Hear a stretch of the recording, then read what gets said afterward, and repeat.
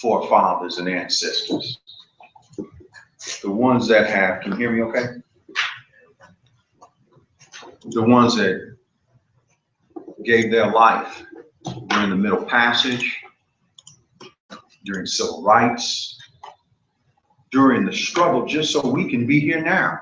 We know about Marcus Garvey. We know about Prophet Noble Drew Ali. We've heard about Elijah Muhammad, and peace be unto all these brothers. I love them all. But they wouldn't even have been able to demonstrate a measure had it not been for the unnamed that we sometimes do not recognize. So I want to give a special honor to them and all praise to the Most High.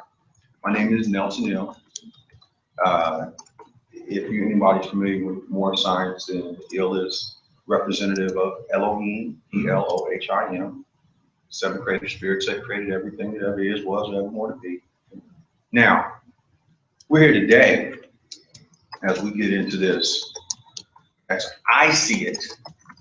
So, if there's if you have a question, or if you have something that you'd like to say, a comment, if it's dire, go ahead and we can get into it. But if you can hold it, I think I may answer your question through the course of the presentation. So I wrote a book called, and it'll be out real soon, called Introduction to the Truth of Life. And I go to different colleges through a program called NACA, National Association for Collegiate Activities. And I demonstrate at colleges, universities, high schools in regard to the truth of life. And that's really what I want to get into today, which is the truth. And with all due respect, this is not about Christianity. It's not about Hebrew Israelites or more science. This is about the truth. And if we are really going to get into what it is that we need to do, I think that we will all agree that we must demonstrate in truth. So as we start really thinking about what the truth is, the first thing that we have to do is understand how to discern truth. How do you know that I'm even telling you the truth right now? I could be up here with a polished lie, going hard. How do you know that I'm demonstrating the truth? I submit to you, you know I'm telling the truth because the truth is what we already agreed on. You already know what the truth is. Are you willing to look at it? Are you willing to accept it? Is one thing, but you know what the truth is. A man once asked me, is it easier to know when a man is telling the truth, or is it easier to know when a man is telling a lie? And I processed it. I thought, I think I'm a kind of deep guy sometimes. And so I thought about it and I said to myself, well, if you know when I'm telling the truth, then consequently, you would know when I'm lying, or vice versa. So I turned it over a couple of times, and then it came to me. It is always going to be easier to know when a man is demonstrating the truth, because the truth is what you already know. It's easier to know when I'm telling the truth. If I told you 2 + 2 = 4, you would not have to get out your phone. You don't need your laptop or your pad. You know this. If I demonstrated a well-dressed up lie, no matter how polished it was, there would be nothing to support that lie. The truth is based on a fact which has evidence, and the truth can be proven as a fact. That's what makes it the truth. It's a fact. And that which is the truth today was true 10,000 years ago. And if it was true 10,000 years ago, it would be true 10,000 years from now. Anybody disagree with that? Now, when we start to look at our condition as a people, as a melanated people, I say a human, as a human, when we look at our condition, certain questions come up. These questions need answers, and every question has an answer. And there's a truth to that. So I started asking questions. I was in the kind of upper room, so to speak, and I was asking questions. And I said, why do we hurt one another? Why do we hate on one another? Why do we kill one another? Why do we blaspheme? Why do we go against the commandments? Thou shalt not steal, lie, covet, all these things. Why do we do that to one another? And it came to me, we do these things to one another based on that which we disagree about.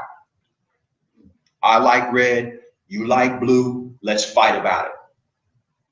I'm a Democrat, you're a Republican, let's kill each other. You say Allah, I say Jesus. Anything that man can disagree about, he will fight about it, or potentially fight about it. I said to myself, if this is true, and I know it's true, how do I know it's true? Because I can measure it against the other litmus test. Man does not fight, does not hurt, slander, backbite, do these things based on that which we do agree about. So if we hurt one another or harm one another based on what we disagree about, and we don't hurt, we don't harm each other based on what we do agree about, are we still all in tune? What is it that we all can agree about? What is it that we all can agree about? It is the truth. It is the truth.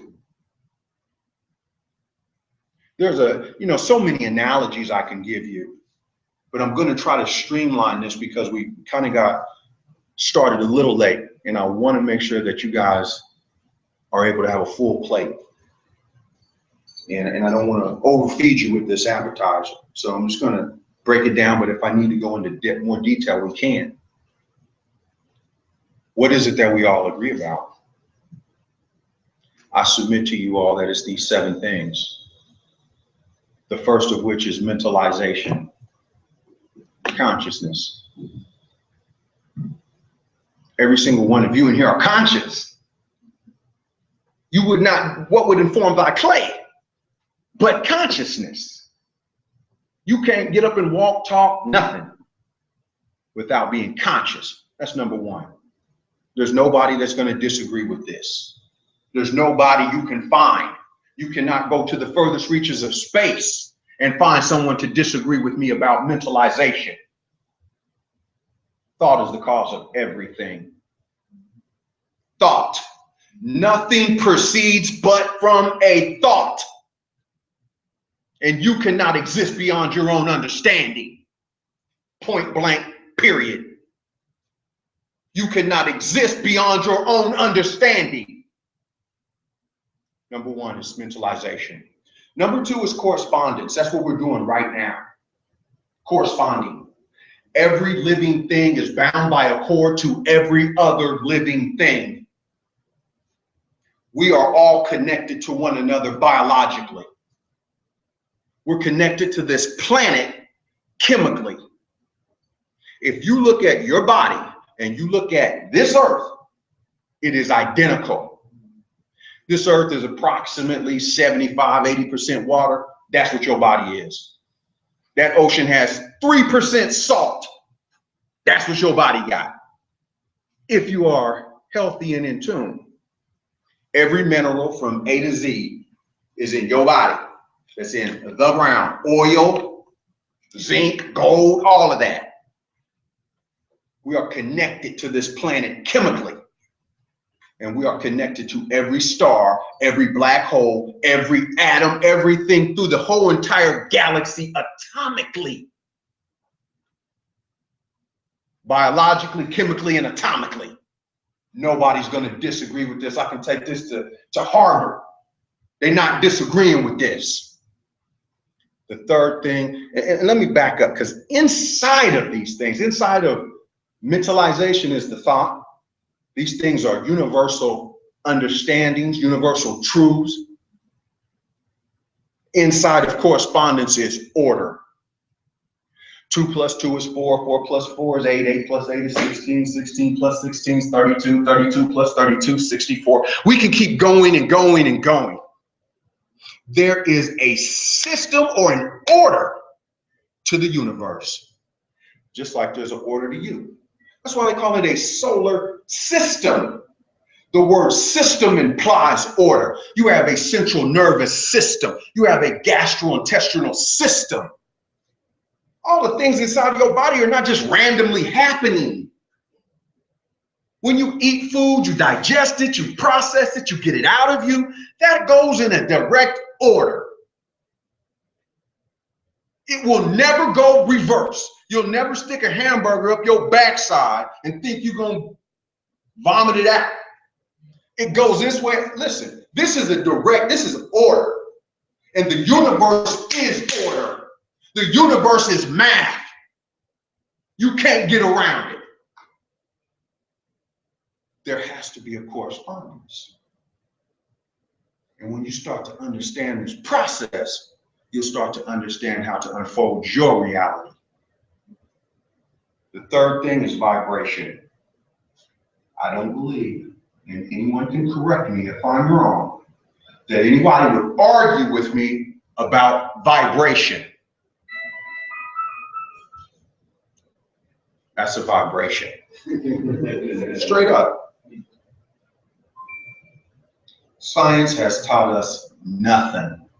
Not one single thing.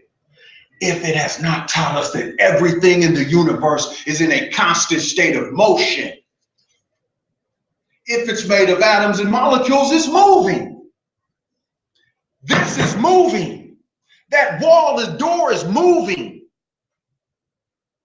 Because it's made of atoms and molecules.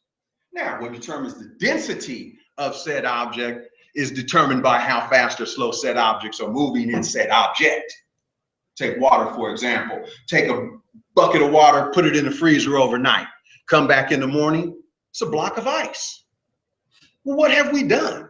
We have slowed down the molecules in the water. Take that same pan of water, put it on the stove, turn the stove on, speeding up the molecules now. That block of ice is turned to liquid. Liquid will soon come to a boil.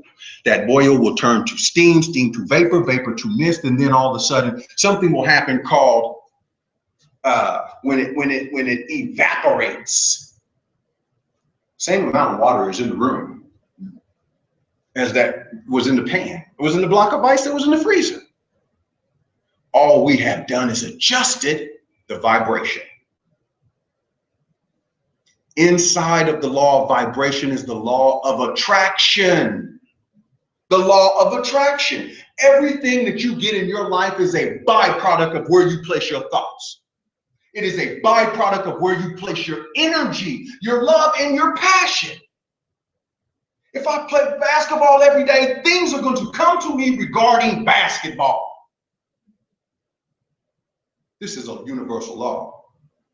You cannot get around this. Everything you get in your life is a byproduct of where you place your thoughts. The Bible says, seek ye first the kingdom of heaven, and all things else will be added unto you. He didn't say go chase the money. Seek ye first the kingdom of heaven, because every vibrational frequency has a corresponding reality. If you walk around mad, you're going to have a corresponding reality. This is a fact. This is the truth. And you know it's the truth. That's why you're not objecting to it. Vibration. These laws are immutable. Immutable. You can't turn them off. You can't stop them. You can't change them. These next 4 laws, before I introduce the brother, are immutable laws. They are transcendable laws. You can adjust these laws. You can rise above them. The next law is the law of poles, polarization or plurality. And I pause because I really want to dig into this vibration, but I don't want to take too much time. So we'll keep on, we'll keep moving. So the next 4 laws are mutable laws, and everything has poles, polarity. There's a heads, there's a tails, there's a hot, there's a cold, there's an east, there's a west, if there's an up, there's a down, if there's a heaven, there's a hell. If there is a positive, then there has to be a negative. And one only exists because of the other. So if you were to remove one, the other does not exist.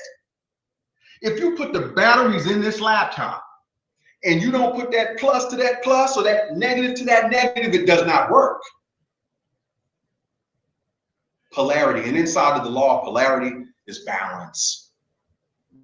It's balance. That's the scales of justice that we think we getting all the time that they not giving us, but this is where they got it from. So we can dig into that. Each one of these are an hour worth of me just talking anyway, but I'm trying to give it to you.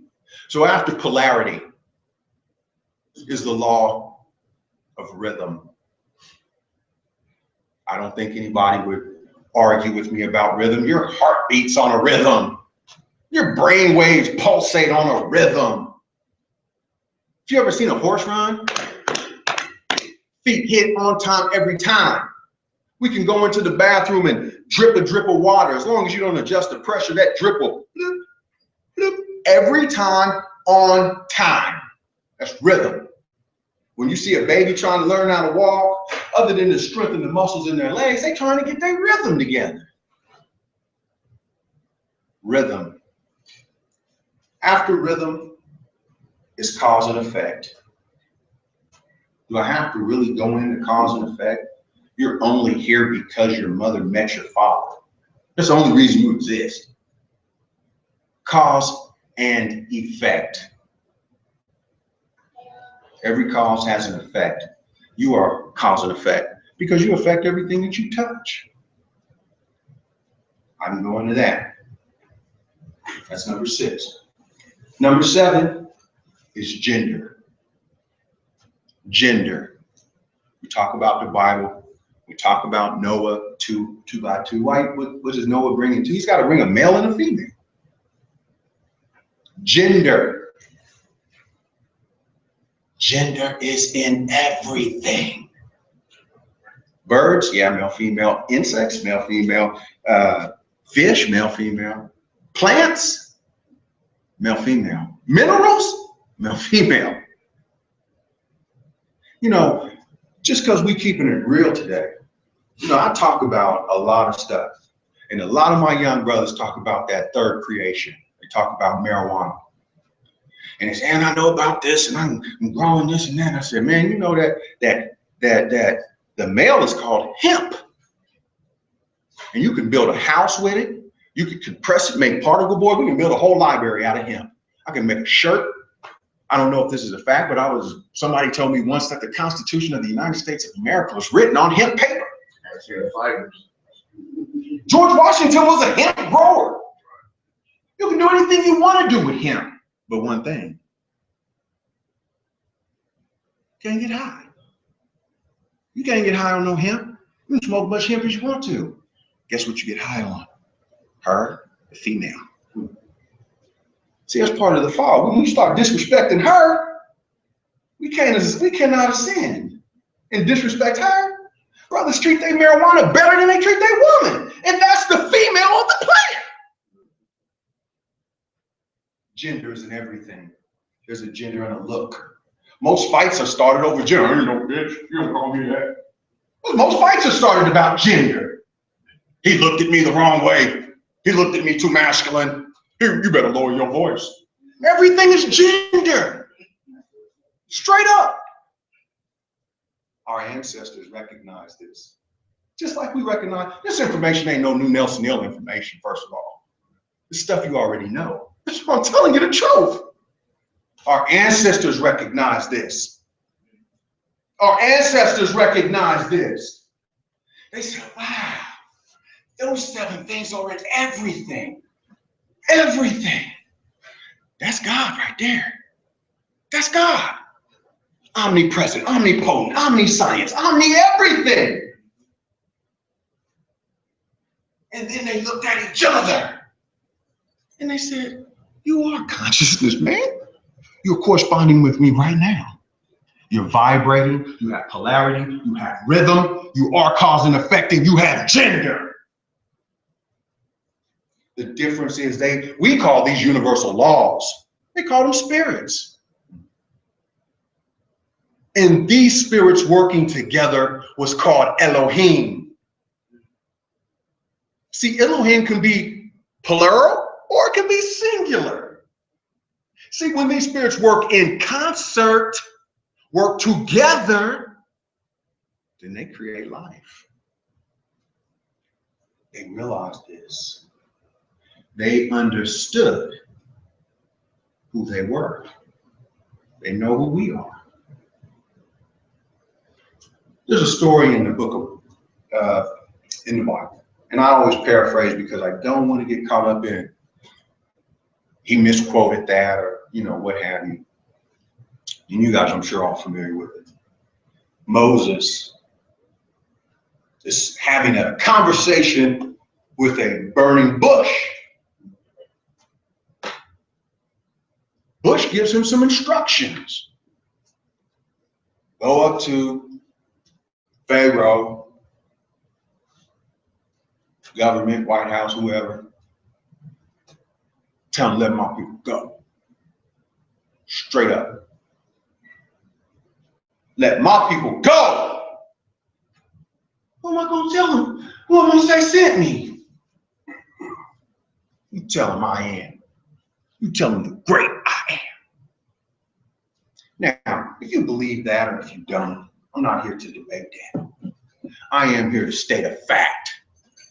The 2 words, 3 letters, I am, is a definitive statement. I am rich. I am healthy. I am powerful. I am strong. I am God. I am whoever. Now, we talked earlier about the truth and a lie. Basically, a lie is the opposite of the truth. A lie is anything that you can't prove, anything that has no facts, has no evidence. It's basically the truth is reversed. The truth reversed, and so is falsehood, which is a lie, be made manifest. Everything has that duality. So if you look at the word I am, then you must look at it in reverse. Am I? Am I rich? Am I powerful? Am I God? Am I healthy? If you don't know who you are, I got some beachfront property in Wyandotte County I want to sell you. See, when you don't know who you are, anybody can tell you anything. You have to know who you are. You are God. It says that, is it not written in your laws that ye yourselves are gods? This is the truth.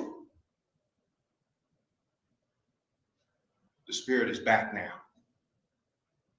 The 400 years are over. The 6,000 years are over. The Willie Lynch is over. The truth of life is here now. With that, I say peace, and I bring on the brother, our main speaker, the brother DivineProspect. Peace, my brother.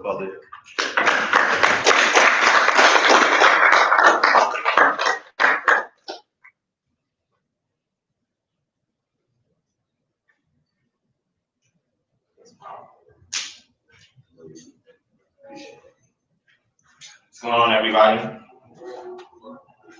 Okay, so what's going on, everybody? Yeah. Y'all are one, or you saying peace? Okay, cool. All right. How's everybody doing? Everybody's doing good? All right. So, man, the brother said a lot of stuff I wanted to comment on. It is powerful, but time is not going to suffice for me to go through much of it. But what I will say is that, wait a second, let me get this. Yeah, that's my speaker on my. All right. But he said a lot of things, and a lot of things that he was saying was a lot of principles that's actually in the text of the scriptures. And not just the text of the scriptures, any ancient text. If you examine it, it has all of these basic fundamental principles that he's talking about. These are universal laws. Like he said, it's immutable, that you cannot change, and has been put in place for us to be here today and exist the way that we exist today. You know what I'm saying? So when I was called or asked to do this presentation, it was in regards to the condition that a lot of us face today in the Black and Hispanic community. And I had to examine it, also being mindful of the audience, and say, okay, what's the best way that I can present some information that is practical? You know, a lot of times you'll have a lot of people who'll teach you some stuff, and it'll be like all abstract and deep, but then when you get home, it's like, all right, now what I do? You know what I'm saying? It's just like you just left with a much bigger head, but there's no solutions in your home. So I figured, okay, let me find some practical things that I can share from the various things that I teach upon, and try to condense it or streamline it so that I can present to you guys today, so that way you guys have a solution you can bring home with you and be able to fix whatever social ill that you're experiencing. Now, what I do want to say is my brother Eric right there. Can you tell the people a little bit about Gan Yasharala? And I say that because I want to use that as a platform to jumpstart in what I want to discuss on today, if you don't mind, my brother. Sure. Let me see if I'm right.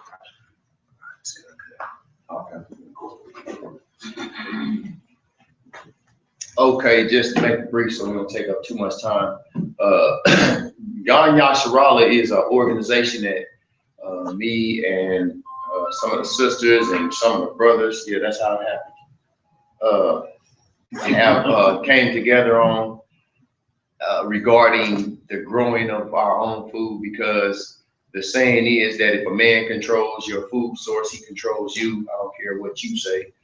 But so we are trying to get people to understand that, and the importance of growing your own food. One, if you got a yard that's full of weeds and you got to fire up a lawnmower to cut it anyway, I mean, you still have to put some effort into that yard. You have to put something into that. So it may as well be something that you can get back from it. Because if you cut the grass, all you do is get the satisfaction of seeing your grass cut, or the tired feeling that you feel afterwards, or the gas that you have to put in the mower to even do it all. At the end of the day, you just wasted energy, whether it's resources, whether it's physical energy, whether it's mental energy. All of that is a waste. So we started the Gan Yasharala movement because it's actually, Gan is a Hebrew word for garden. And so we want to, and Yasharala just simply is the Hebrew word for the Hebrew pronunciation of Israel. All right. So when we deal with the garden and agriculture, we just try to put that forth to people to say, consider it. Consider what you're wasting by not having a garden, right? You go to the store and spend money for subpar vegetables and whatnot, and you can't control that because you have no direct influence over the crops or the people who selling it. So therefore, we think it's very important to get into our own agricultural situations, start to grow our own food, start to become our own self-sufficient community, is what Gan Yasharala really represents. And at the end of the day, when we consider the situation and the state that this particular community is in, we know that they've taken anything that's good as far as like food is concerned. You got places like the Whole Food Store. You know what I mean? Y'all familiar with these places that's got high quality, good food, so to say. We have to go 30 minutes south or 30 minutes west to get to any of these places. There's nothing right directly in the neighborhoods that we're dealing with. So that's what we're getting at. We're trying to implement a plan that says everybody starts to think about growing their own food. Awesome, awesome. Cool. Thank you.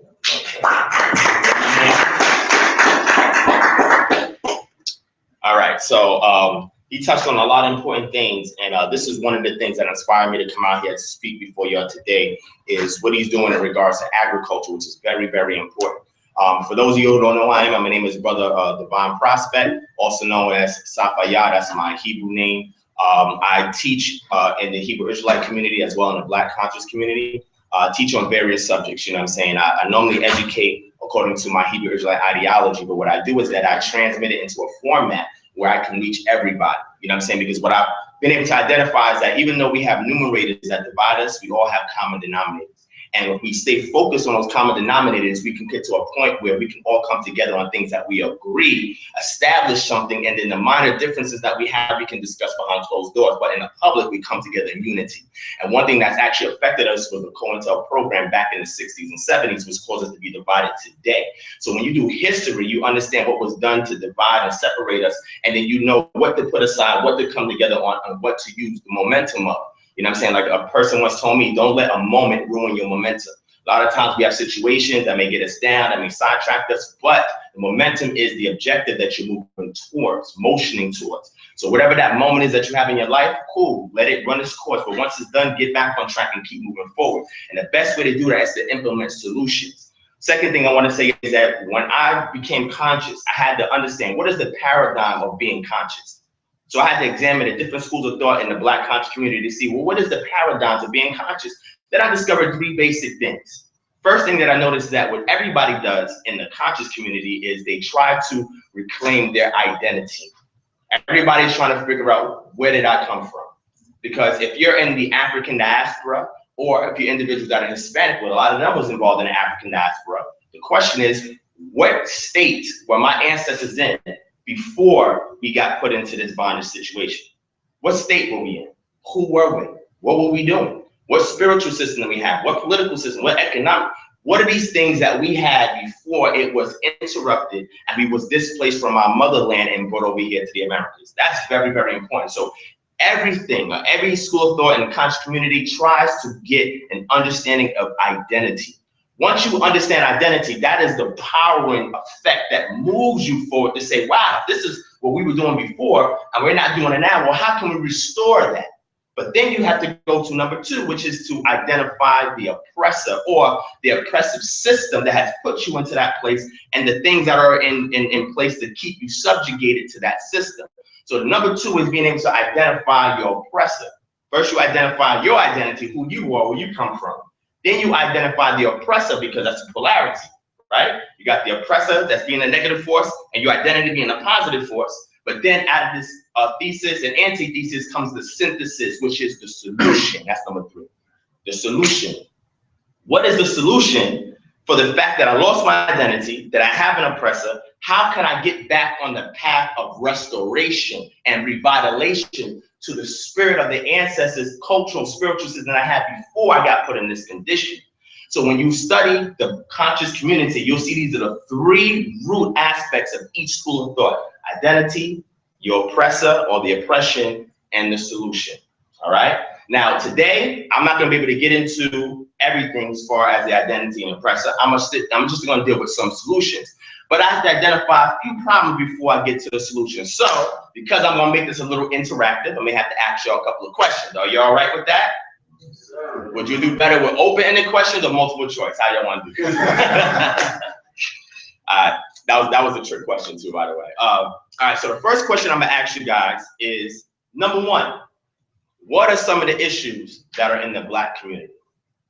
When I say Black, I consider my Latino, Hispanics, y'all Black too, all right? Okay, wait. Oh, now everybody all at once. What's the first one y'all said? You can say it together. Poverty. Poverty is number 1. Number 2, somebody want their number 2? Education. Education. That's number 2. Ignorance, right? That's from lack of education, right? Number 3, somebody give me a third one. Prison industrial complex. Finance. Okay, prison industrial complex, violence on one another, and what you say, brother? The lack of finance. Finance. Poverty. Okay, there you go. And somebody give me a 5th one. Malnutrition. Malnutrition, health. All right. Give yourselves a round of applause. I have to do this to keep y'all awake. I don't want nobody to fall asleep on me, so I may pick some people randomly to answer some questions, all right? Y'all didn't know y'all was gonna be a 2-way street, but that's how I operate, okay? All right, so let me bring up this PowerPoint for y'all, and we're gonna get to work. How much time do I have? You got time? I can appreciate that. All right, cool. All right, so let me go ahead and bring out this work, and I'm gonna give you guys some solutions. All right. So let's get here. What is that right there? The picture of? Oh, okay. The brother said, "What is this a picture of?" It's not really clear because I didn't know that I would have to use my projector, but this is a picture of the emblem of my organization, which is called Kingdom Harbinger Ministries. So what my organization does is that I'm a Hebrew Israelite, right? Now, I rushed out today because I had to go back over my PowerPoint, so I don't have my fringes on, but hopefully the camera's not going to show that part. But so what I do is that I take my particular ideology, which is one of the various ideologies that's in the conscious community, and say, hey, how can I take this ideology and make it practical, whereby which I can use the precepts and principles to fix problems and to offer social solutions for our people and our community. So I wanted to employ the three colors that reminds us of our identity, which is red, black, and green. Okay, red is for the blood that our ancestors spilled, black is for the color of the people, and green is the land. Now, sometimes you may also see gold. You'll see that in a lot of reggae movements. Gold means the wealth that we once had that was stripped from us. I decided to keep those three colors in there, right? Red, black, and green. Number two, the guy in the middle is an individual with a shofar. So shofar is used to call attention to something, and the Hebrew Israelite ideology is used to start feast days and trumpets. Also, before you go to war, you blow the horn. So that is to bring attention to something, and that is what he's doing. What he has in his hand is the actual Tanakh, or which we call the Old Testament, which is the scriptures. And the scriptures is the precepts and principles that we try to live upon, so that way we all have a binding contract on how to deal with each other and how to approach our Creator. And then also I have the two lions there, and the lions there is representative of a power of a kingdom. The name of the organization is Kingdom Harbinger. Kingdom, as we know, is a system whereby which you have a king who is employing his reign upon his subjects. And harbinger means an individual that goes before a king or an army into a town, into a city, into a country to announce the arrival and make lodging for the stay of the king and of the army. So what it is that I'm teaching is, how can I prep our people to be prepared for the soon coming kingdom? Now, in Hebrew Israelite ideology, we teach that the Most High is coming back to restore his kingdom here on the earth. But what I also teach in the conscious community is that us as a people, we're going to rise up in the end time. But before we get there, what plans and systems do we have in place, so that way when we're on top, we can employ it seamlessly as we transition from the state we're in now to the time when we get on top? Because the system that's in place today is eventually going to topple upon itself. We're going to have a period of anarchy, but then order is going to have to come, because this is the order of nature. This is how things operate. So how do we prep the people with plans and solutions and ideals and social ethics, etc., so that way when the system does topple upon itself, we have a seamless transition? Because if you're fighting a battle and you're beating your enemy up and you overthrow your enemy, but then once the enemy's overthrown, it's like, okay, now what? What do we do now? Well, what's the next step? Oh yeah. Well, I hear you on that. No, I hear you on that. And what I'm saying is the system itself is going to collapse into itself. But then we also have other ideologies that we teach, where we're going to have some kind of supernatural intervention in order to stop what's going on. But either way, we still need to be prepped for what's about to come, for the order that's about to come. All right. So hopefully that answers that for you. Is that sufficient enough, my brother? Okay. Sometimes I like to be really thorough, so forgive me on that. All right. Any other questions? Nobody? Okay, cool. So let's get into this. All right, let me bring this up for you. Now, I was working on my presentation this morning at the last minute, so I do apologize for my tardiness. Some of the slides were not displaying properly, so I had to correct a few things. So hopefully everything plays well today, but we will see. All right, let's see.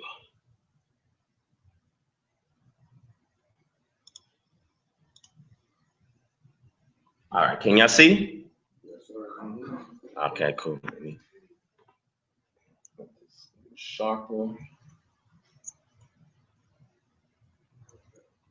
All right, get my pointer.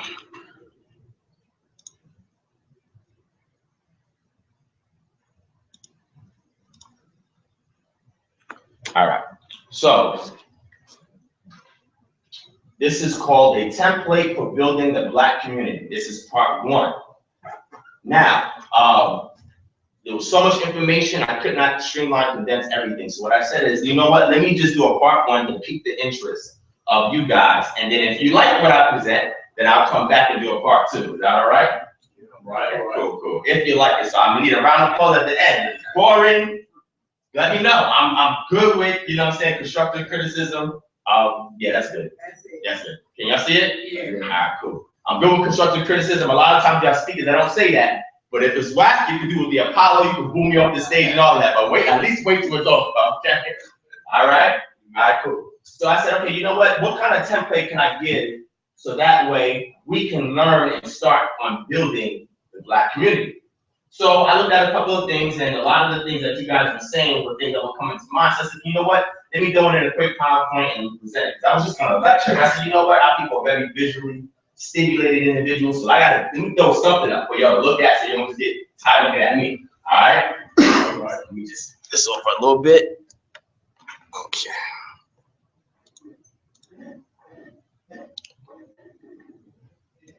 Okay. All right. So I'm gonna go to the first slide. So the objective here is to identify current issues in our community, which is some of the things that you guys already presented, to provide a template to assist in improving these issues in our community, and an open discussion of material presented in this lecture. All right, let's move forward. All right, now, part one of this lecture will be based off the example below. Now, I mentioned to you guys earlier that my ideology is of the Hebrew Israelite perspective. Depending on my audience, sometimes I'll reveal, well, actually, I always reveal that, but my presentation may not reflect that because, again, I like to deal with common denominators. But because a lot of people here is of the Hebrew Israelite ideology, I decided to extract something from the text itself to help drive this presentation. All right, now, Jeremiah or Jeremiah chapter 29, verse 4. How many people here is familiar with that? All right, cool. Now, look at this. It's very interesting because remember you talked about some of the issues that we were having, right? Well, this text actually gives a solution. Now, during this time period, Israel was in captivity, in Babylonian captivity, right? And a specific amount of time needed to transpire of 70 years of them being punished in captivity before they were allowed to return to their homeland. Because the Israelites were taken from their homeland because they disobeyed their creator. Now, what the creator was telling them is that while you're in captivity and you're waiting for your redemption, this is what I want you guys to do. So he didn't tell them just to sit there, be complacent, just sit and wait. He didn't teach them that. He said, I want you to actively do something. So when we look at a template for a solution for our community, we need to be proactive. Even if you're a Hebrew Israelite and some of us are waiting for a supernatural intervention to redeem us, you still have work to do in the interim. Some of us don't believe that there's going to be an external force to redeem us, and that's fine. But we do believe that the consciousness of the Black mind will impose itself upon the disorder that's in society, and we will rise up as a people and move once again. So either one of these two things, whatever you want to side with, I decided to extract a template from out of the text. So I'm going to read this for you. Jeremiah 29:4. Jeremiah 29:4 says, "Thus saith the Lord of hosts, the God of Israel, to all the exiles whom I have sent into exile from Jerusalem to Babylon, build houses and live in them, and plant gardens and eat their produce. Take wives and become the fathers of sons and daughters, and take wives for your sons, and give your daughters to husbands, that they may bear sons and daughters, and multiply there and do not decrease. Seek the welfare," and sometimes that translation can be prosperity, "of the city where I have sent you into exile, and pray to the Lord on its behalf, for in its welfare or prosperity you will have prosperity or welfare." So looking at this template, I said, okay, you know what? What are the 5 basic principles that is being employed in this text that we can take from and do something with? First one is housing. Housing is very, very important. We'll get into that. Build houses. How many of y'all are building your own house? Sister right here? Oh, go ahead.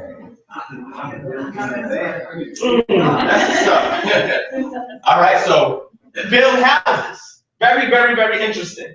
Second one is agriculture.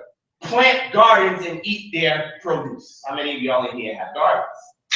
Man, sister got a double whammy right there, but look, we got the gardens going. Okay, some of us get that. The second one says, take wives and become fathers and sons, and take wives for your sons and give your daughters to husbands.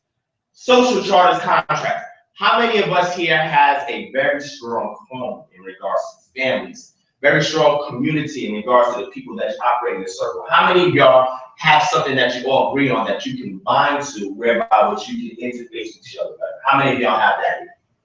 Wow. Okay, that's what's up. Y'all gonna make this real easy. I'm gonna have to skim through some of this stuff here. Prosperity. Multiply there, do not decrease.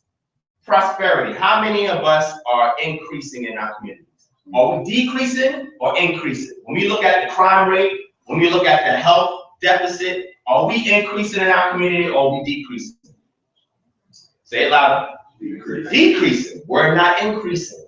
So the template here tells us that we are not to decrease, we are to increase.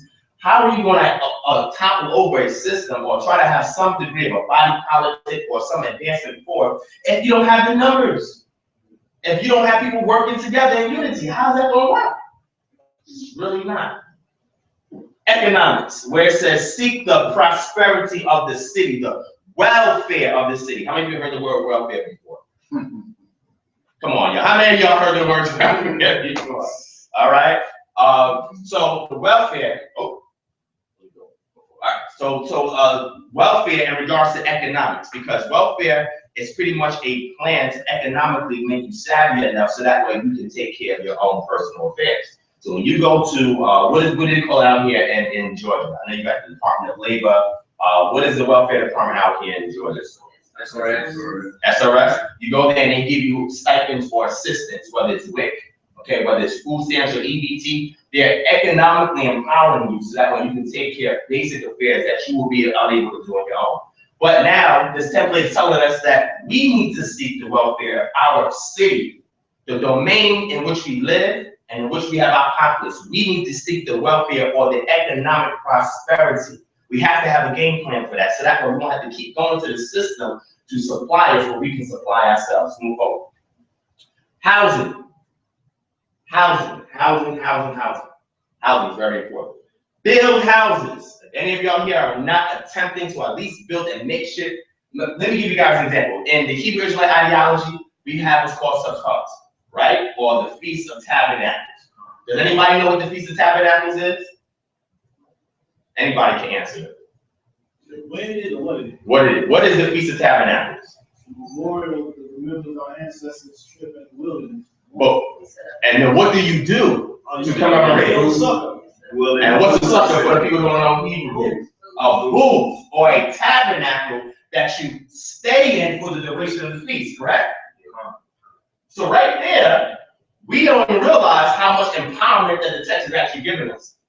So if you make this temple, or I'm sorry, this tabernacle or booth for a particular period of time, and then we leave out of it, right?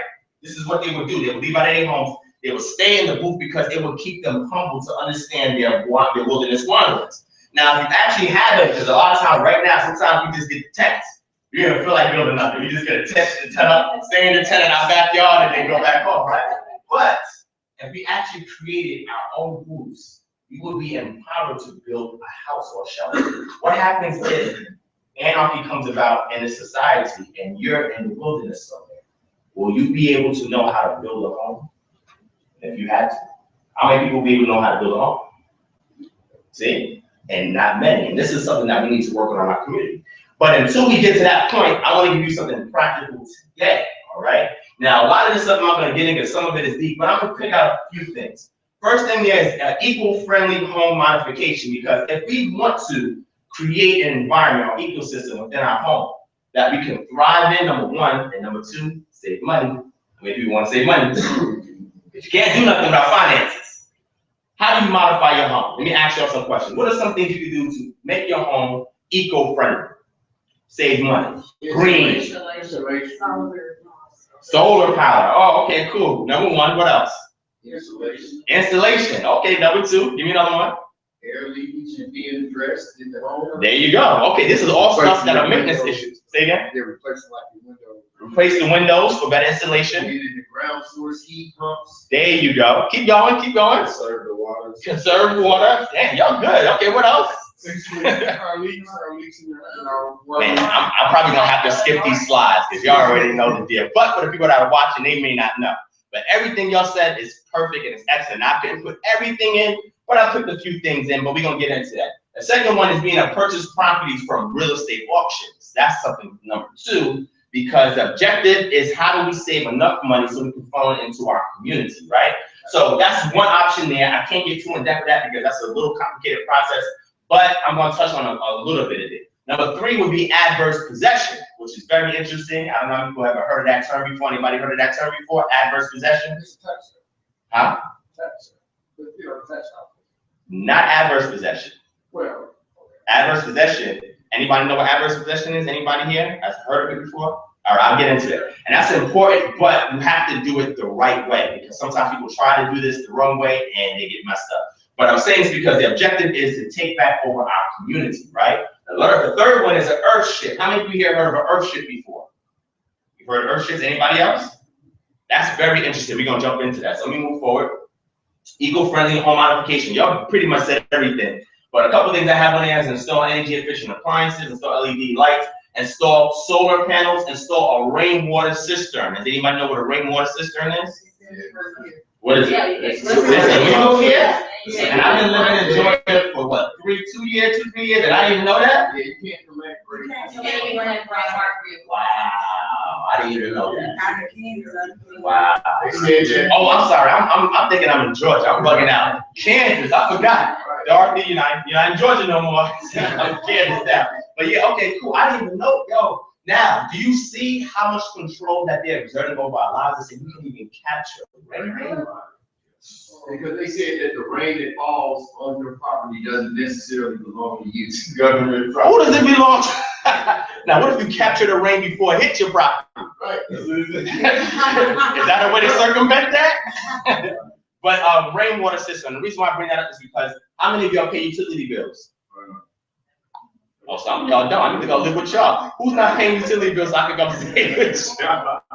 I know I pay utility bills. One of them is electricity, right? And another one is water, right? So when you make an eco-friendly home, the objective is how can you take empowerment back to your homes within your own home or your realm of reign and be able to empower yourself to do things without the necessity or needing the help of an external entity. You feel what I'm saying? Install a water filtration system or use water purification items. So the cisterns helps you to collect water, and when you have a filtration system, it filters the water. You can use it for things as water in your garden. You can use it for things for taking baths. You can use things for drinking water. You know what I'm saying? All of these things that you would have to use your faucet to do, you can actually empower yourself to do it yourself. But maybe in Kansas, it'll probably work. I gotta look to see exactly what the technical terms is because I'm kind of jurisprudent. I know a little about the law, so I don't know what the technical terms is. If y'all got questions, hit me up in about a week or so. I'm gonna tell you exactly how to get those things done, all right? Legally, all right? Research to find more cost-efficient ways to modify your home so you can invest more. The objective is how can we take what we're spending in our home, put the work into our own hands, and use that funding for something else, all right? Let's move forward. Now, I'm gonna read this real quick. I'm not gonna read all of it. There's a lot of it here, but this goes in talking about the housing crisis that's in our community. It says, like a slow-moving virus, the housing crisis among African Americans continues to spread across the country, destroying communities and tearing up previously stable neighborhoods as it churns along. In a nation where how you live and where you live determine how close you get to the American dream, dictating the kinds of schools your children attend, the peers they will attend with, the recreational activities they will be available to them, even the spaces that are carved out for them to do their homework. This crisis has devastated the Black middle class in ways that still have yet to be determined. In all, the last decade has represented one of the most astounding manifestations of systematic racism in generations, where the foreclosure crisis has displaced about 10 million people for more than 4 million homes across the country since 2007, according to published reports, adding up to approximately the entire population of the state of Georgia. Blacks were disproportionately affected because Black neighborhoods were targeted more aggressively than others for the predatory loans that led to the mass evictions after the economic meltdown of 2007-2008. Nationwide, approximately 1/4 of all Latino and African American borrowers have lost their homes to foreclosures or are seriously delinquent, compared to just under 12% for white borrowers. More than 240,000 blacks lost their homes, with high-earning blacks 80% more likely to lose their homes than the white population. The result of this chilling display of racism by the banking industry was that while the wealth of U.S. families overall was reduced by 20.5%, for blacks, the decline was an incredible loss of 47.6%, according to the report by the Urban Institute. One thing my brother brought out here is numbers. Even though numbers are not fully accurate, because when they do these consensus, they don't get everybody. But when it does that, it gives you the sample of a whole. This goes to show you how we're being ravaged in regards to housing. This is why when we look at the template of Jeremiah chapter 29, verse 4, it says to build houses. Housing is very essential to our survival and our existence and our empowerment. You following me? So we got to do something about this housing crisis. And how many of y'all live in neighborhoods where there's a whole bunch of foreclosed homes? Or how many of y'all have been a victim of foreclosed homes? Or have a family member who was? All right, let's move forward. Real estate auctions. Now, I'm gonna read this for you real quick. I'm not gonna go too in depth in it. Say that for another time. But the two main types of property auctions are foreclosure auctions and tax lien auctions. Before a property reaches auction, several things have to happen. First, the homeowner doesn't pay his mortgage for several months. Then the bank files a notice of default with the country recorder. If the homeowner doesn't pay the balance owed or renegotiate the loan with the lender, the home can be put up for auction. The amount of time it takes for when the homeowner stops paying the mortgage to when the home actually ends up at auction varies, but can be anywhere from a few months to a year or more. The other main way a home ends up at auction is when the owner doesn't pay property tax or becomes severely delinquent on state or local income taxes. So the reason why I'm showing this to that is that, number one, if our homes are being foreclosed, that means they're going on the market somewhere. If they're going on the market somewhere, then what we should do is encourage the people in our communities to go to these auctions and repurchase the property. The ones who are able to repurchase the properties that's in the community for cheap now. Sometimes you just pay the taxes off of it, sometimes you just pay a lien off of it. And now you can reclaim that, and now you can use that as a community home. Use it for something else that you want to do. But the thing is that we have to be aware that these auctions exist, and now we have an additional option if you want to purchase a home, or if you want to get a cheap secondary home and use it for something else. All right, so that's what that's about. I'm not going to go too much in that. Adverse possession, I'm just going to give you the overall doctrine of it. I'm going to tell you a little bit about how it works, but I can't get too detailed in this because this will be an entire lesson itself. But the purpose of this is for us to regain the land or property that's being abandoned in our communities. How many of y'all have communities or seen communities? We have open space of land that's untendered and it's just left out there looking really bad on the eyesore community. How many of you have ever seen that? And ever seen it stay like that for years and nothing has happened? Anybody ever seen that? Let me show you this. Adverse possession. Adverse possession is a doctrine under which a person in possession of land owned by someone else may acquire valid title to it, so long as certain common law requirements are met and the adverse possessor is in possession for a sufficient period of time as defined by statute of limitations. Adverse possession was put on the books hundreds of years ago when the law primarily applied to farmland. Property records were easily lost and damaged, and adverse possession was a way to keep land in productive use when it wasn't clear who owned or inherited the land. The open and notorious, is very important, clause was relevant to those using seemingly abandoned property to produce goods. So in short, what am I talking about? What I'm saying is when you see that land that's being abandoned, that's nobody's sending to it, nobody cares to it, it's in our community somewhere just sitting there. What adverse possession does is that it allows you to take control of that land because it is unproductive to the community. Now, each state has their own specific laws on how you can carry this out, but it can be as simple as building a fence around it and planting a garden in it and letting it sit there to see if somebody comes to say something. And the reason for that is because in order for us to have our communities fixed up, we have to take initiative to do some things to get them to recognize that we care about our community. So what adverse possession does, it allows you a method to take back the land, or at least hold the land until attention comes to it and something is done to the land. Y'all feel what I'm saying? Because once you get that land, now you can build houses on it. Now you can build gardens on it. Now you can do a numerous amount of things on it. But I'm not telling you to jump out and go do this just yet. But if you want some counsel on it, definitely hit me up. I'll tell you the laws in Kansas and definitely tell you how you can carry this thing down. And Kansas, I believe, is 15 years where you can actually own the title to it. But the objective of what we want to do is that we want attention to come to our community so they can renovate, fix the things that this thing is doing. If not, we want to show them, we want to take it into our own hands and you can come and do something about it. All right? Y'all follow me? All right, let's move forward. Earthships. Y'all see these pictures here? Look at these things. Now, against your own hands, how many of you have heard of what an earthship is? A couple of people. All right. This is how some of them look. I mean, there's thousands of designs, but I'm gonna show you the basic premise of what an earthship is. Very, very interesting. Let me play a video for y'all real quick. I'm gonna have to stop this for a second. All right, I'm gonna show you a quick video. Let me grab this.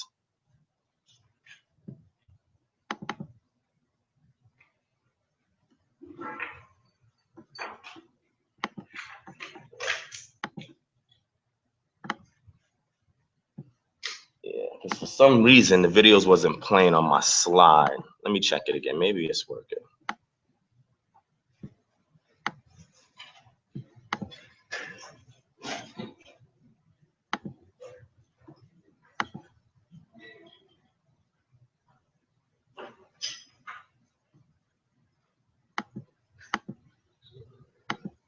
All right, I'm gonna play the video.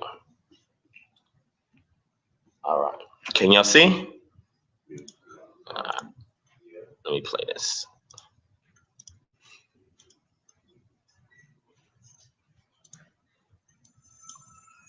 It's gonna be a little low, only because I didn't bring my external speaker, but.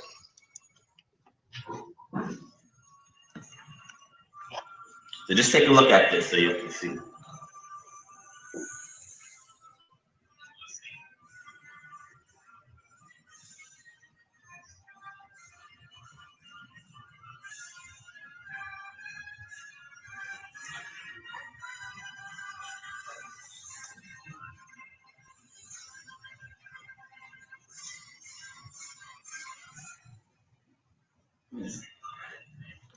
Now take a look at what just take in what you're looking at. Look at what they're using to build these homes. And you can go to a second dollar and just purchase something cheap. So you get a couple of those things that you're not using, or even in our communities and stuff like that. Everywhere. All right, let me see if I can get some new sound here.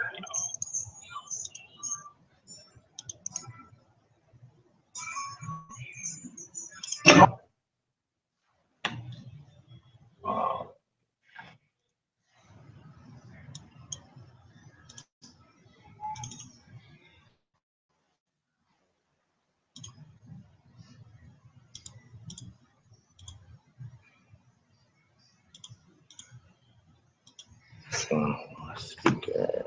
Oh. A living, breathing earth. All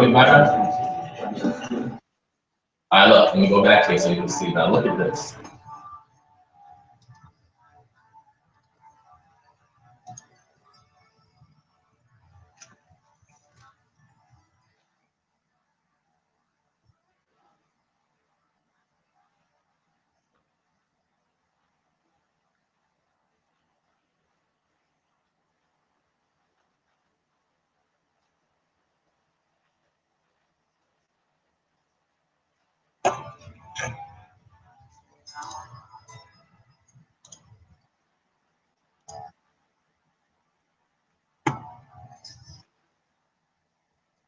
$19 dead. You see that?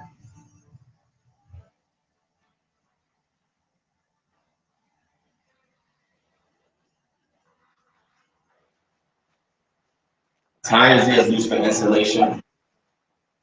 You have the windows there. That's for the garden that's there. They did that in 20 days. Now, I don't have to look like that. You can actually look a little bit more modern. Some people, they're very aesthetic, but look. Heats itself, recycles own sewage, produces food for you. Everything without the heat utilities. Solar panels on the roof. Insulation year round. Has a filtration system, septic tank for your toilet, and it reuses everything. Everything that you use. Now in Georgia, I'm not sure about Kansas, but in Georgia, I know for sure I've seen a community that had a few of these in. Very interesting. And they only paid $50,000 to $75,000 for the entire construction. And most of that was for the blueprint and for the labor. The parts was on.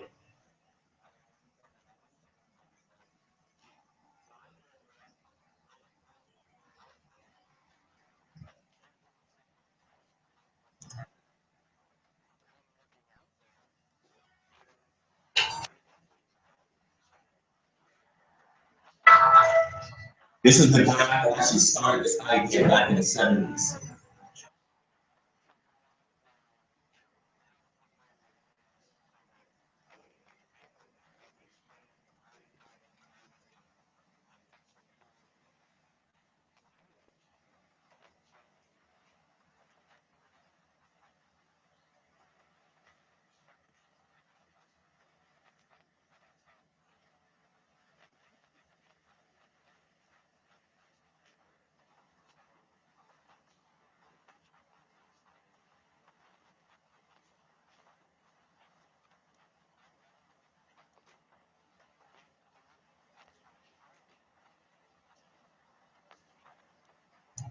Now, let me get back to the presentation. So the reason why I showed you guys that, because a lot of us, or some of us, are actually in the market for another home.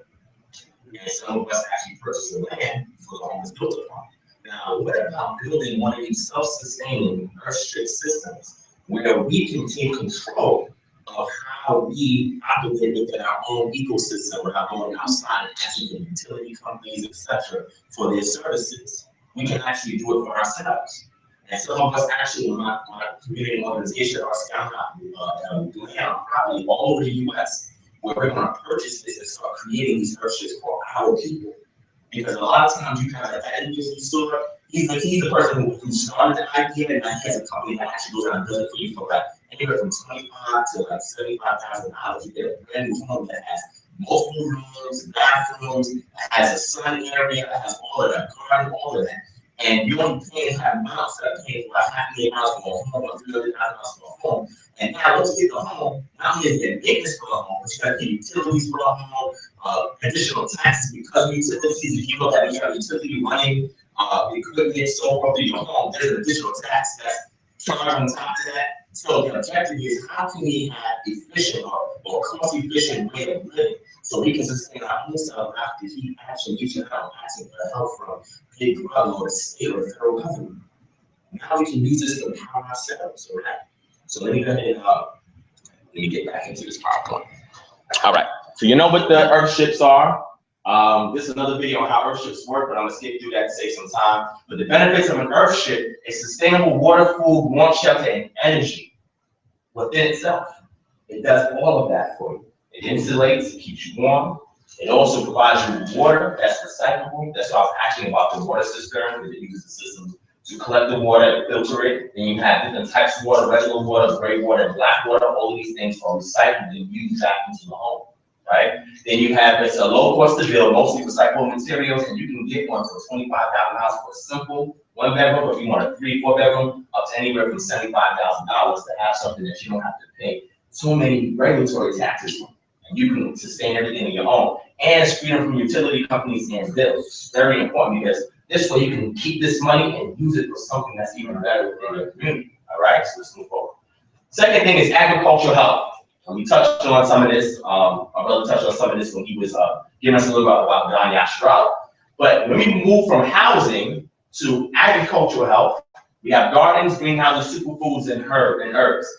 Most of y'all know what a garden is, so I ain't gonna ask you that. How many of y'all know what a greenhouse is? That should be almost everybody, right? How many of y'all know what a superfood is? 2. How many of y'all know what herbs is? Most of you know what herbs is, right? But superfood is very important because if you're going to make a garden, you should use the items that's going to give you the most nutrient-dense properties. That means that instead of you making all these various different vegetables and herbs, what are the ones that's going to give you the most nutrients because that way you can farm and use that more so than having and growing all these other kinds of varieties of vegetables and herbs. And that's very important because you need to understand that. And there's one in particular that is like number one, numero uno. And if we grow that in our community, this will stop so many health ailments. It's not even crazy. But a lot of times we're not even taught about this particular plant, and we don't even grow it here. You can get the seeds and grow it yourself. It's very easy to harvest, very easy to grow. And herbs is important for medicinal purposes. We're gonna get into that real quick. All right, read a little bit of this. Health in the Black community. 1 in every 4 deaths in the United States is caused by heart disease, which is the leading cause of death for both men and women, according to the U.S. Centers of Disease Control and Prevention, which is actually in Atlanta. In Atlanta, in Georgia. African Americans at lower socioeconomic levels, particularly women and younger adults, are at greater risk of heart disease and stroke than those in higher socioeconomic positions, according to a new study. Nearly half of all African American adults have some form of cardiovascular disease, and they are twice as likely as white adults to have a first ever stroke, according to research was published in the Journal of the American Heart Association. Scientists analyzed data from more than 5,300 Black Americans from the Jackson Heart Study in the Jackson, Mississippi area. Participants were followed for up to 10 years. During this time, 362 new or recurrent cardiovascular disease events were recorded, including heart attacks, heart disease, deaths, strokes, and cardiovascular procedures. Of these events, 213 were in women and 149 in men. Multiple measures were used to assess participants, including education, income, wealth, and public assistance. That means, regardless of these things, we were still affected in regards to our health. Participants' socioeconomic status was assessed in both adulthood and childhood, though family income during childhood wasn't linked to later life cardiovascular risk. African Americans with low socioeconomic status are more likely to have higher rates of obesity, hypertension, type 2 diabetes, and physical inactivity, because creating a garden brings you outside, become more physical, be more exposed to the sun, to help to produce vitamin D, which most African Americans are deficient in vitamin D. That's the one thing if you ask any doctor, they'll tell you that, and that is also linked to heart disease. All right, so it says here, compared to the counterparts of high SES, said lead study author Samson Wyger, PhD, Brutus Health. Another possible explanation is that African American women of low SES experience higher rates of psychological stressors such as chronic stress, depression, discrimination, and are more likely to live and work in a worse physical and social environment. This means that poorer Black women, my brothers talk about the Black women in the community.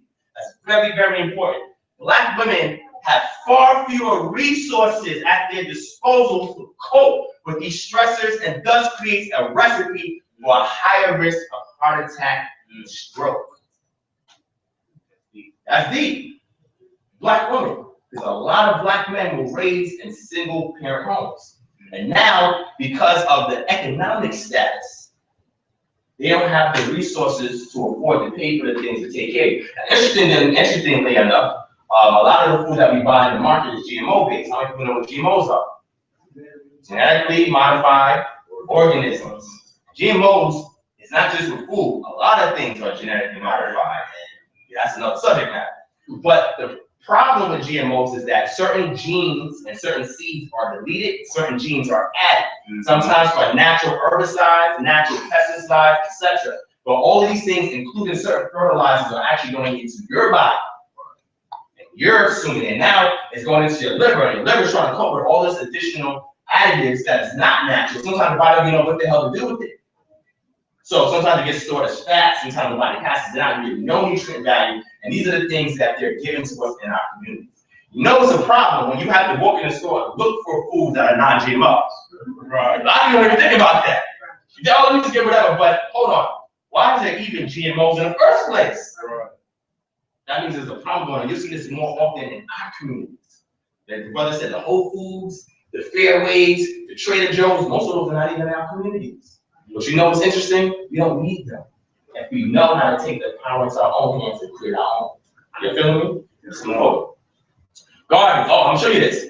These are some of the gardens that you create in your home. Some of the gardens you make in your home. But look at this. Read this. Somebody read this right here. Right here. What does that say? Did y'all know that? Look, SNAP EBT benefits, food stamps may be used to purchase food producing plants and seeds. So now, when we are getting, unfortunately, economically empowered by the state or the city, and We get our little EBT cards. A lot of times we go to our regular run-of-the-mill store to buy stuff. If you don't think, you can go into Whole Foods and buy it. But did you know now this program that lets you go into Whole Foods and rack up? See, a lot of us don't know that. Now we bring those goods back to our home and the seeds that they sell there, and we can plant those in our gardens. Now we can empower our children. It's almost expensive. I can't buy it. Did you know you can use your EBT card? No, I didn't know that. Yeah, so I'm going to Whole Foods and I'm going to go and just rack up. And as a community, we can put our EBTs together, go there and purchase all of these goods and bring it right back to the community. And we can put it in a storehouse so that way we can even distribute it to make sure that everybody in the community actually has healthy food. And we don't have to succumb to those statistics in regards to health. Y'all feeling me? Yeah. So let's move. Tell a friend and tell a friend and tell a friend that. A lot of us don't even know about that, right? But the benefits of growing a garden, grow your own organic, non-GMO foods, avoid pesticides and herbicides from getting in your food, save money, improve your health, encourage outdoor activity. Remember, a lot of these diseases is from physical inactivity. How many of y'all have kids in here? How many of y'all kids actually go in the backyard and play? Keep it funky, keep it a buck. Because a lot of our children are at home on a tablet, watching a TV. None of them is going outside and having physical activity. A lot of times you hear the old schoolers, and this is not disrespect to anybody that's older than me, you still look young. So the people that are much older than me, they would say, oh, see, that's the problem. Y'all still staying at home and y'all not outside. And I said, you know what, that's a great idea. So you know what I did? I told the story before. I'm gonna tell it real quick because I'm gonna get through the rest of my slides. But I had to think about how do you transform the mind of a child to become a producer as opposed to a consumer. The problem that we have is that most of the children in our community grow up to be consumers. You know why? You sit them in front of a TV, every few minutes is a commercial. Commercial telling them what they can buy. Oh, they want this, buy it like that. So they become consumers as they get older, and that is what they're looking for. And these things that they purchase in does not give them any internal substance. It just gives them a deviation of attention for a short period of time, and then they want something else. But how do you take this simple process or paradigm and transfer it to teach the child how to become a producer? So I had a friend that had two kids, a boy and a girl, a couple years ago. I was like, okay, how can I take this deep stuff and make it simple for them? So she was buying the girl Barbie dolls. She was buying the boy Tonka trucks. So I looked at it and I said, you know, how many times a year do you have to replace these toys? Oh, you know, this is that. So I said to them, okay, you know what? How about this? I'll buy them a toy. So I was speaking to them. I said, what do you like? They told me something that they like. So, okay. So what I did was, for the girl, I went to the store and I bought her a do-it-yourself garden that she can do herself for kids. They have these kits. If you go to any kind of toy store, they have these kits. Most of the time, they're overlooked. They're there. So I bought one of these. I gave it to her, showed a little animated video, cartoon, whatever. She said, wow, that's interesting. So I showed her how to start doing it. But the boy, I bought him an ant farm. Bought him an ant farm. First looked at it, I said, what is this? You know, I had no wheels and I can't do nothing with it. But then he started, I said, let's take some time to look at it. I showed him, again, I had to show him a video on what ant farms are, with, like, you know, animation and so forth. He said, wow. So he looked and you see the ants burying and moving around and working together socially. The scripture says in the book of Proverbs, it says, study the ant, thou sluggard. Study the ant, because the ants don't argue. Ants don't fight.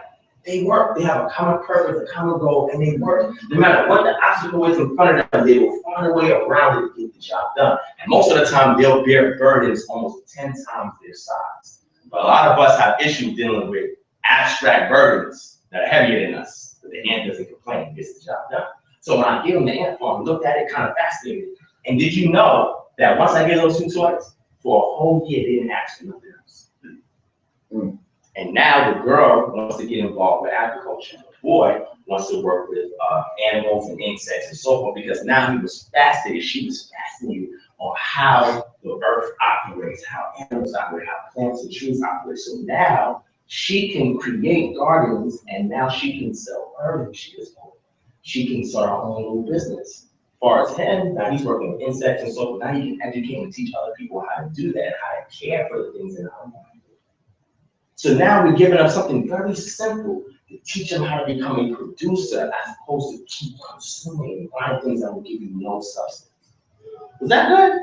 Yeah. I had to pat myself on the back. I said, that was a really good idea. I thank the Creator for giving it to me. But if you take simple things like that and teach your children this, you'll be amazed how they absorb it, how fascinated they'll be by this information, by what they see, and now they'll have more of a mindset to want to do something instead of consume.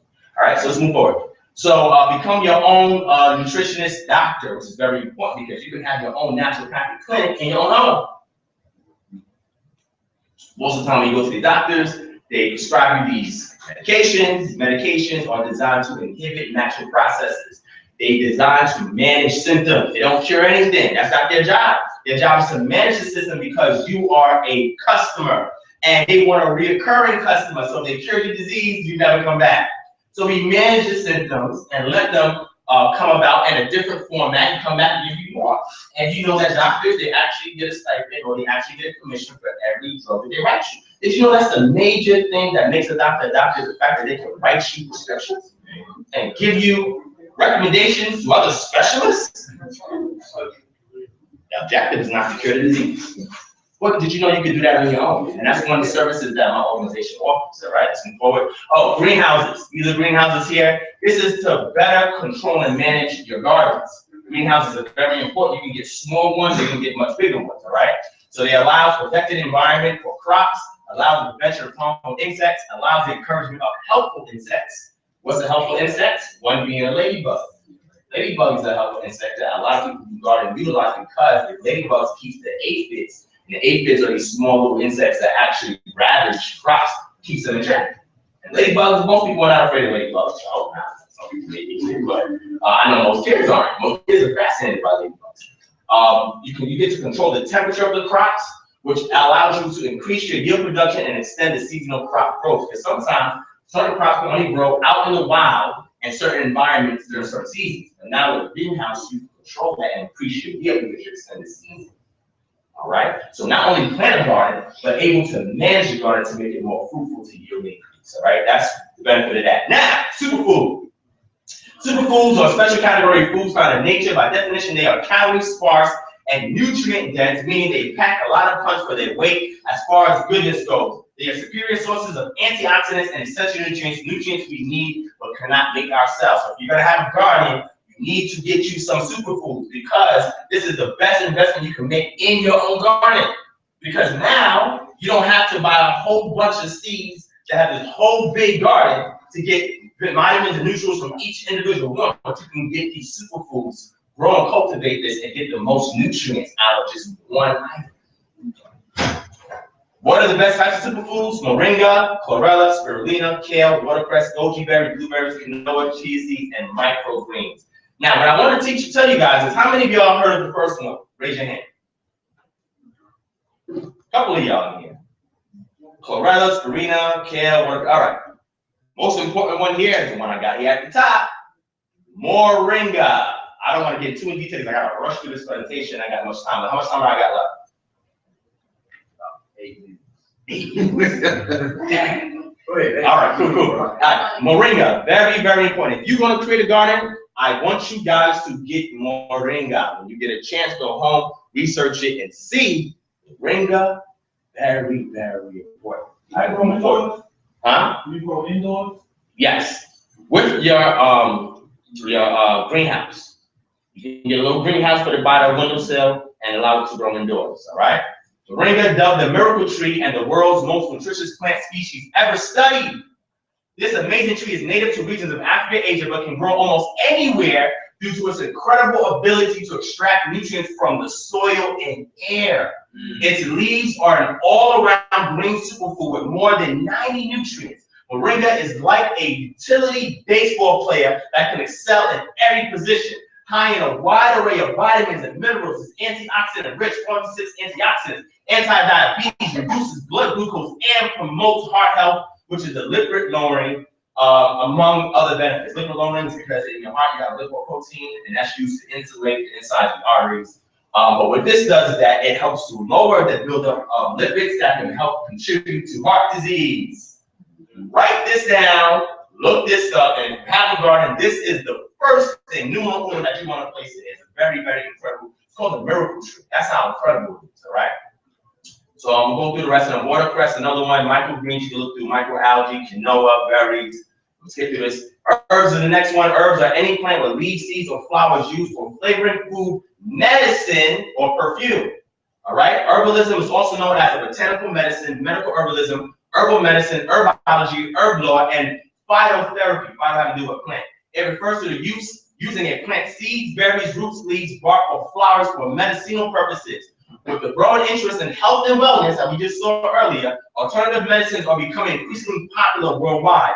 Also, with the increasing prices of prescription medicine, herbal medicines are often cheaper than their conventional medicine counterparts. In addition, a growing body of scientific research shows that herbal medicines can be highly effective for certain diseases and conditions. All right. Here's a couple of things. Benefits: they cost less. They may have fewer side effects. There's a choice on how to use them, and they are good for more than one condition. Basil is a good one. Chamomile is another one. Echinacea is another one. Feverfew is another one. This one is good for arthritis and skin conditions. Johnny Jump Up. Anybody heard of this before? Okay. Has anti-inflammatory properties. One of the major issues in health in the Black community is inflammatory. Inflamed insides. And a lot of that is caused by overproduction of white blood cells because we are putting the wrong things in. See, the basics of health is water. If you're going to buy water, get a water that's pH balanced. A lot of women here might have shampoos and it says pH balance. That's very important because when you get your water that's pH balanced, the body tries to maintain a pH of 7.36. Most of the foods that we eat are highly acidic and brings the number way down. We drink this alkaline water. Fiji is one of them. How many of y'all heard Fiji? You can even go, do you have a program here? They're like, what the heck is that? What's one of your big supermarket chains out here? In-house. In-house. All right, well, if you go there, they should have a section and they may have the store branded alkaline water. pH level is very, very important. Oxygen. Most of us have oxygen depraved internals. When you are oxygen depraved, your body is not operating the way it's supposed to. And anaerobic organisms, which are bacteria that need a lot of oxygen, starts to thrive, and this causes a lot of our diseases. You need oxygen. Go outside, get some air, or if not, you can order oxygen supplements online, which is in a liquid format, and when they synthesize in your body, they release extra oxygen molecules such as your body can incorporate. Very important on top of everything that we're reading and these other items, which is very, very good for you. Lavender, a lot of y'all have heard of lavender before. Lavender also helps for cuts and bruises, and it functions as an antiseptic. Probably didn't know about that. Okay, lemon balm, which is good for insomnia, anxiety, wounds, flatulence. A lot of us have flatulence as well. That has to do with your intestinal tract. Something's wrong with it. Marigold is another one for sunburn and acne. Okay, parsley, which we know rosemary. Rosemary is good for memory and concentration, and it increases mood and sweetens the breath. Sage, a lot of us heard that time, a lot of us heard St. John's wort. This is very good for stabilizing your mood. A lot of women, and this is no offense to y'all, when y'all have that monthly time of the month, sometimes, you have to go to polar opposites on us. When you get incorporate St. John's wort, lavender, they help stabilize your mood during that process. All right, so that way your spouse or your sister won't hate you as much on that time of the month. All right. Aloe vera, which a lot of you know, but you can also take it internally as an anti-inflammatory as well. Marshmallow. Okay, now I'm gonna at least get into this. I may not finish the rest, but let me at least talk about this. All right. So if we're going to start an effective community project, we have to create what's called a charter. How many of y'all know what a charter is? How many of y'all have a small business? Okay. How many of y'all work for a business and you know about the corporate realm of things? Every organization has a charter. A charter is the binding contract that each person that is a member of that organization or that community has to abide by. Because if you don't, you deviate off of the vision and you'll never get anything accomplished. So when we have these community group meetings in our communities and so forth, we have to establish a charter for our specific community. A charter will bind people to ethic principles. A charter will also you'll be able to vote in or initiate people in different offices and what jobs that they do. The amount of funding that you'll be able to give to certain projects in the community, such as the garden, the land ownership, and things of that nature. It also tells you if somebody is not abiding by the statutes of it, that you're gonna have to say thank you, but no thanks. You have to create a charter that's gonna have ethics in it, that's gonna have economics in it, politics in it. A charter is the doctrine or the contract that binds everybody that's gonna work together for any projects in your community to be on the same page, because without the vision, you can never get the provision.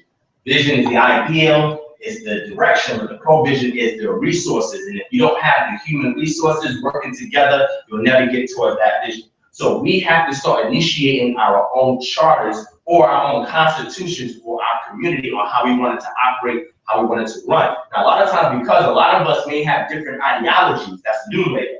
But the denominator is, how can we put that aside for a second, look at the basic issues that we have, and create a charter where we can extract a little bit from our ideologies, put it in this charter so that everybody can abide by it, so that way we know we're doing business together, we're small business in our community the right way, we know we treat each other the right way, and if not, how do we respond to it? We know that there's members and offices in it, and what their roles are. We have to have a social charter in our community to help define the paradigm of thought, the way of life, and how we accomplish projects to take back over our community.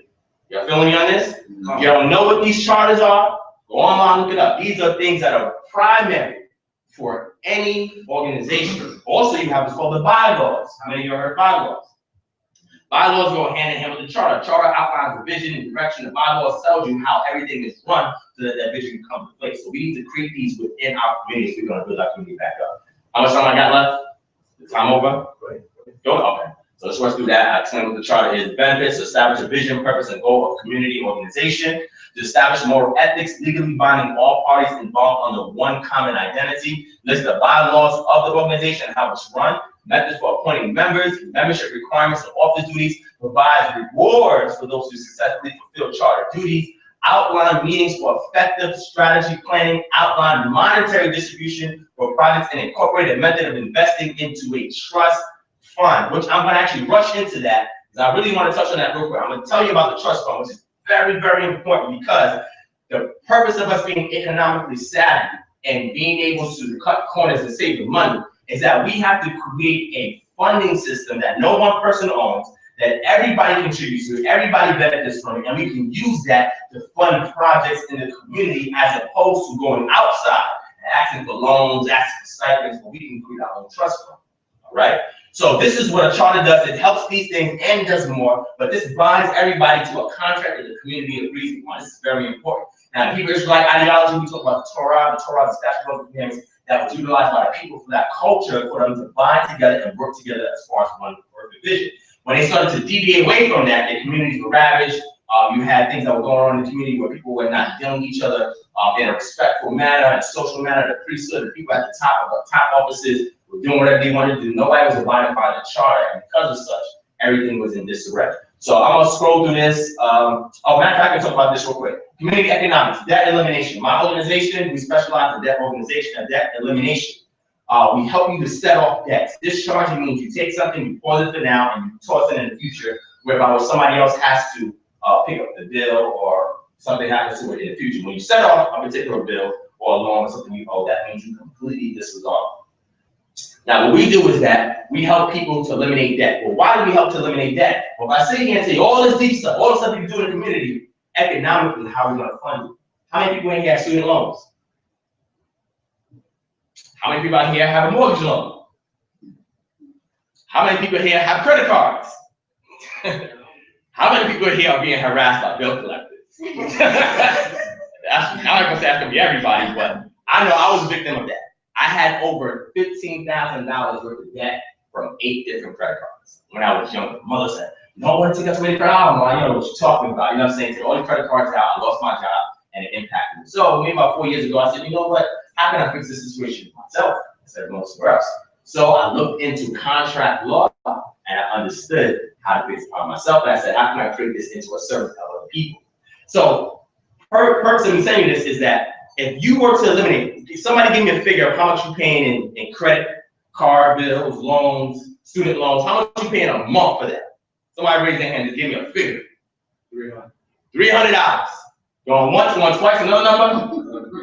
$200. Somebody said 200? 250. Oh yeah, 250 in the back, 250 in the back. Anybody got 4 or 5? 6,000? Right there. Now, what if you can eliminate that debt and instead of putting that towards something that's not giving you nothing back, but investing it into a trust fund for the community? This way, you're not putting any extra money out. You're putting money that you was already putting aside for a bill. Now you can fund this trust fund, build equity, and use the trust fund to open up accounts and to create services and projects within the community. How many of y'all think that's a good idea? How many of y'all know what a trust fund is? I can't really go break it down. All right, if you don't know what it is, go back and research it, but you can create one for your community. And this way, when we eliminate debt, and I can go over basically how we eliminate debt, but I could probably do it another time. But when I teach you guys, if I come back, if y'all want me to come back, remember, y'all can still boo me now. If I come back, I want to teach you how to eliminate the debt, so that way you can use the excess money that goes toward debt and put it into something else to fix your community. People say all the time, listen, that stuff sounds good, but I don't have any extra money to invest. I said, what if we can eliminate your debt and you can use that fund to go into it? Because you're already putting it aside for something else, but what about investing it into a fund whereby not just you, but everybody in the community can benefit from? Everybody in the community sets up that charter, the charter establishes the trust funds, everybody who has a debt situation gets eliminated, and that amount of funding goes into the trust fund to build up equity. Now you purchase land, now you purchase house, now you get purchase, now you do all these different things with the money that you was already put out of pocket. I guess y'all are not really fazed by a lot of deep stuff in here. They're like, oh, brother, we already know about that, so I know we know. I'm just messing with y'all. Small businesses is very important because it's another way to fund private communities. Anybody has a skill, that's a talent, that's an artist, that's a musician. Anybody here can do good work with their hands, as an electrician. Anybody here that's a good educator, teacher. Everybody here has a particular skill set. You can create your own small business and use that to fund projects for the community and put some of that funding or put it aside for the trust fund. Very important. The trust fund has no one person's name on it. Trust fund itself is an entity upon itself, and the trust fund itself you can use to open up different banking accounts to fund it and use it as equity to get projects done in the community. The last one is the trust fund, which I touched on. Say again. See, I was going to get into that, but I have a lot of time, so I'm just going to do all of that. But economic crisis, I'll read it real quick. The latest report from Pew Mobility Project shows a particularly bleak picture for African Americans. Remember, all these reports I'm giving to you are about us. Not only are blacks more likely to come from bottom income brackets, 65% of blacks is at the bottom. You hear this? It says compared to 11% of whites? That's a huge disparity. It says, but blacks have a far harder time than whites when it comes to exceeding the economic success of their parents, because the parents do not create an inheritance to pass on for their children. That is called wealth. Wealth is when you own the title to everything that you work hard for, and now you can securitize it and pass it down to your children. We are not being taught economics 101 in our own communities. This is very important because now once you learn how to create wealth, the scripture says that a prudent man has in the hands an inheritance for his children's children, his grandchildren. How many of y'all have an inheritance, a property, of land, of hard assets such as silver, gold, or oil, whatever? How many of y'all can say you can pass that on to your children? Raise your hand.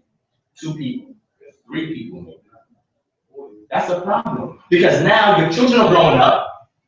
Go to school, give good grades if you do A, B, and C, but they look at you and say, "Oh, you're not doing nothing." And it's not a disrespect to the parents that are struggling, but this is what the children see. You are their first teacher. You're the first God and goddess. You're the first thing to anything. So if you're saying the Most High can supply your needs, but yet you're not meeting their needs, then how is that supposed to register in their mind? Are y'all feeling what I'm saying?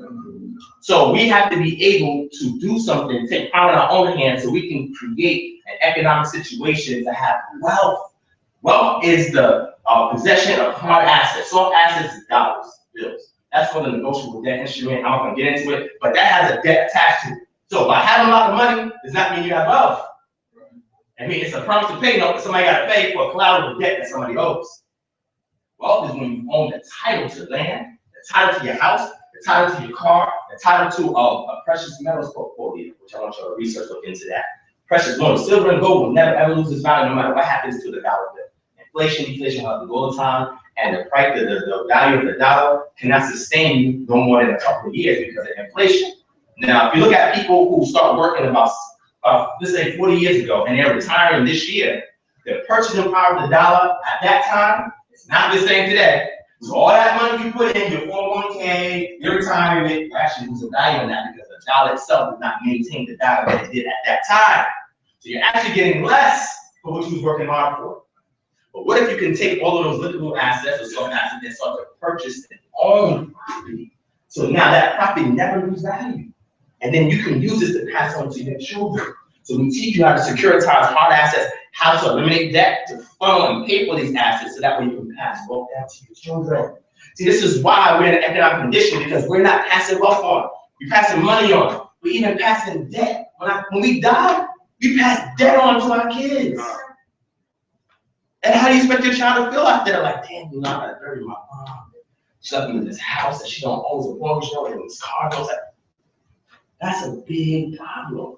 But there's a plan or solution that we can fix that ourselves. So anyway, he goes on to say, unfortunately, there's no sign that the picture will improve that I read earlier. It says only 77% of African Americans raised in the middle quintile of income earners will out-earn their parents, compared to 88% of whites. That's a big problem. Unfortunately, there's no sign that the picture will improve. The African American joblessness rate surged to 14.4% in June and shows no signs of going down. Blacks are overrepresented amongst the long-term unemployed, and as a result, a large and growing proportion of African Americans are losing the skills necessary to compete in the economy. And that's because we're not taught economics 101. We're not taught that you can create your own business. You see what I told you what I did with those children? Now they can start their own business. Because now they're thinking about producing, creating a product, a service, and a good to give to somebody else. So we have to be able to overturn this by using simple things, whether it's an abstract idea or a concrete one. And that way we can teach our kids how to establish themselves, create their own systems, services, goods, and then we can pass wealth down to them. And that elimination, this, like I said, I mentioned all of that. So I'm gonna get to the end of this real quick. Trust fund. Benefits of setting up a trust fund: privacy, better management, eliminate feuds between people, trust, and minimize possible conflict between inheritors or people who are beneficiaries. Better management: trust can help you manage your affairs if you become unable to do so. Privacy: trust offer greater privacy than wills because trusts don't go through probate, which you can get probate tax from. A lot of us think that we gotta get wills and sign wills. Wills is for the dead, trusts are for the living. And then if you die, and when you die, it gets passed on to a greater proportion than your will. It allows flexible distribution. Trust offer flexibility in how assets are distributed. Remember I told you about that charter? The charter will include a trust fund, and then you have all of these benefits for the trust fund, so you can securitize the assets that you funnel into that trust and use that trust as equity, pure equity, to fund projects in the community. Send kids to college if you want to send them to college. One thing I learned the other day is that, did you know that in Georgia, the state of Georgia law in Atlanta, has most of the black colleges within a particular square mile ratio with themselves. But did you know that, number one, not only those colleges now bankrupt, but number two, most of the heads of those departments are white individuals. And black college, white individuals. I mean, I say white people are bad, that's not what I'm saying. What I'm saying is their objective is different than your objective. So, what's the purpose of going to a black college if it's being run by white individuals? It defeats the entire purpose. But go back and research. There's a film called 7 a.m. and I watched that. Go back, that's a powerful video. Go back and watch it if you get a chance, and it will tell you what I'm talking about, give you the names, times, everything. To me, it blew my mind when I heard it. I said, wow, that's crazy. And Atlanta, as you know, Horatio has one of the biggest populations of African Americans. How many of y'all know that? And a lot of that happened after 1992, with the 1995, I think, the Olympics in 1995. Which brought a lot of interest to the city of Atlanta. Right now, Atlanta has a lot of real estate, buildings, and land out for open. I mean, it's just an open market there. And the state itself is very easy on small businesses. Not saying Kansas City isn't. I haven't studied so much in Kansas City. I see by his face, he's like, nah. But this is well this way. I mean, you heard that before. And I will continue when I come back, have more statistical data to teach you guys exactly how to circumvent some of the restraints that are in place upon us so that way we don't succeed. But I touched on some of it here. It also reduces taxation, my brother spoke about here, and it securitizes the assets of the community organization. Because again, it's not about self. You ever heard that phrase, it takes a community to raise a child? How many of our communities are raising our child? Not many. Let me rephrase that. How many good communities are raising our children? Not many. And when the parents are so burdened down that they have to work 2 jobs, the school and their peers raise the children more than the parents need to do. Because the parents have all this debt. So now once you get rid of the debt, you can take on 1 job and then you can set up a schedule to actually work with your children. And if you teach your child how to create gardens, how to deal with animals and plants and all these things like that, their focus is going to be on doing that as opposed to doing something else. Problem is, we don't give our children anything productive and creative to do. So they're looking for an outlet for this creativity. This is why when we look at the hip hop culture, There's so many things that we are pioneering because this is the Black or Hispanic creative mind at work.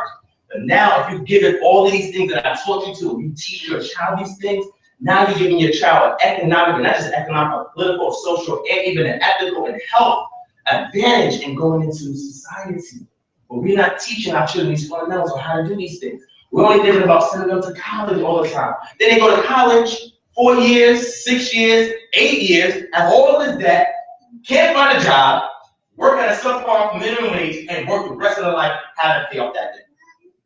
But you sent them to college. You gave them the debt.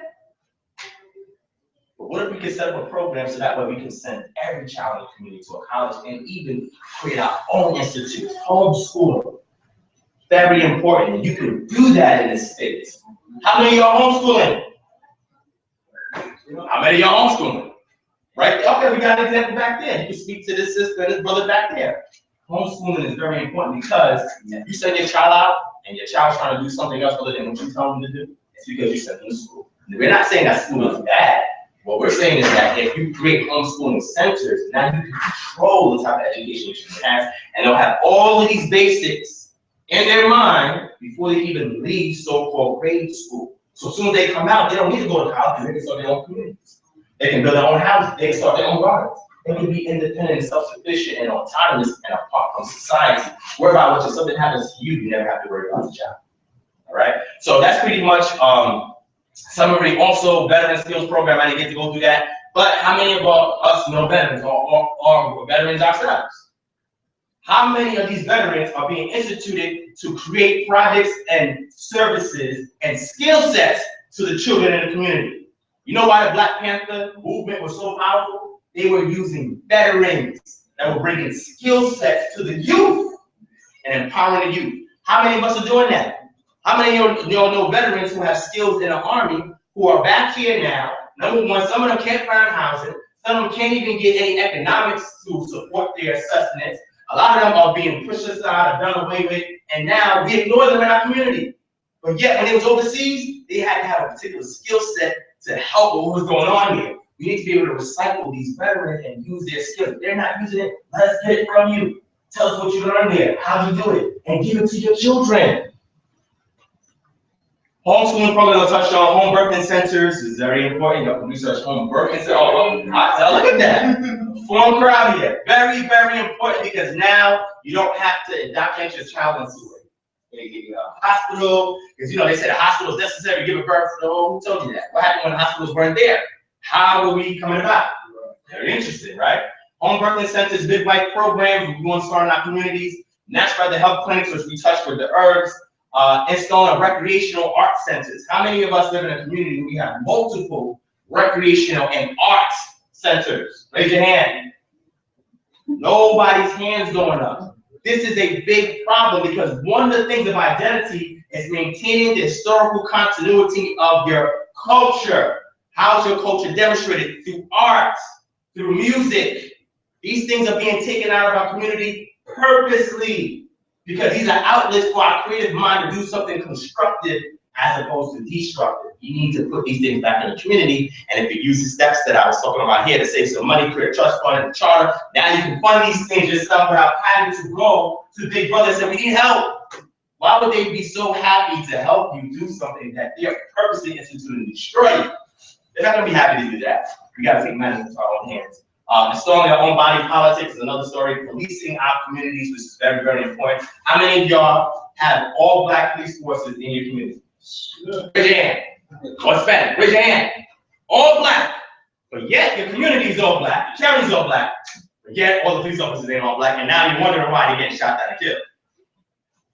Because, for example, if I was a Black police officer and I lived in the community or surrounding communities, and I saw Joe Blow, and I know Joe Blow, he drinks a lot on Saturdays because he's depressed his wife left him.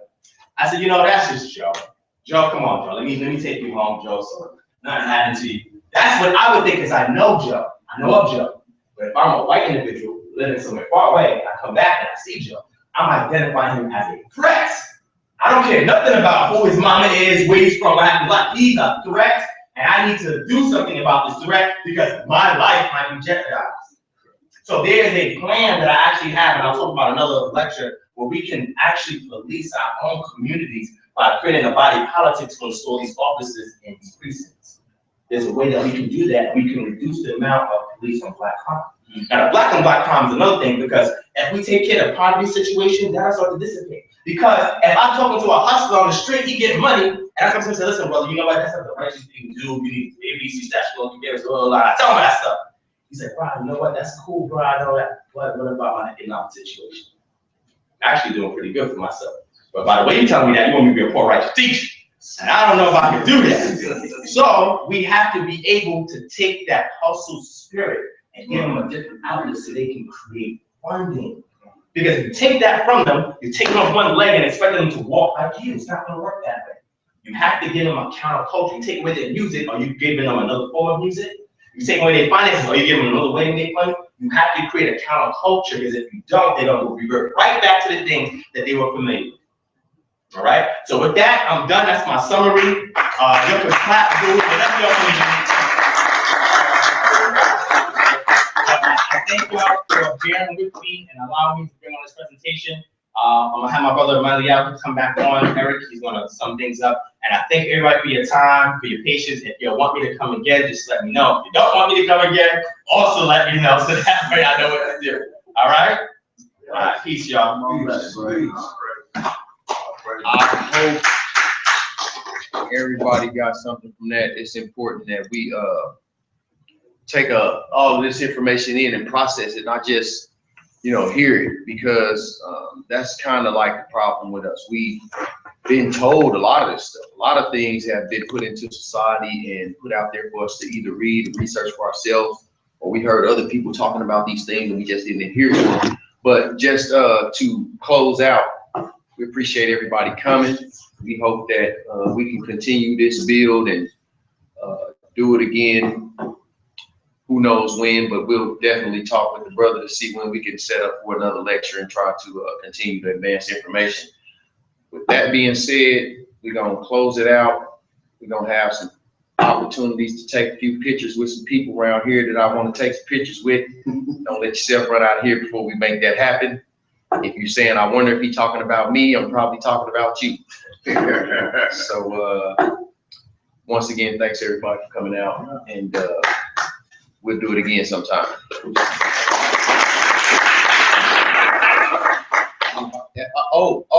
And if anybody had any questions, then we'll make it really brief. Like, we could run through if anybody had any questions from any of the speakers that you might have had about any issue, throw it up there. If not, I got pretty much everybody's contact number. You can get in touch with me. I can put you in contact with whoever you're looking for as far as the services that the brother might offer, or anything, the lectures or information that the brother gives out, or myself. I'm usually on Facebook, ranting and raving, so you can find me there. Anybody? One comment, real Yes, quick, sir. just really echo what the bro was saying is, and this is not even for that brother, this is for us, for real. Anything that is going to permeate through the body, and that's really what he's talking about, the body. It has to be in the core. I don't care if you play basketball, football, go swimming, do whatever exercise you want to do. I don't even have to know nothing about it. I'm going to tell you, strengthen your core. It's almost like if you drop a rock in the pond, it ripples outward. There can be a pocket of consciousness on the East Coast. It can be some knowledge on the West Coast. It can be knowledge where the brother is. But until it permeates in the core, it's not going to resonate. I had a good friend by the name of the Jack. We did music together. We rapped together. We did. That's my boy. He got killed in California.